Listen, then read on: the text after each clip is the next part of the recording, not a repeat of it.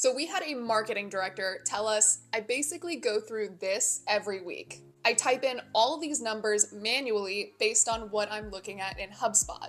Every week, manually typing in numbers, and he's not the only one. You get 100 custom reports on professional. Can't calculate MRR, can't blend it with anything else. So what does everyone do? They export. So we showed him coefficient. Import straight from HubSpot, pick your object, pick your fields, stage, amount, close date, pipeline, and hit import. That's live HubSpot data. No export, no copy paste. Same thing for contacts. Source, lifestyle stage, create date.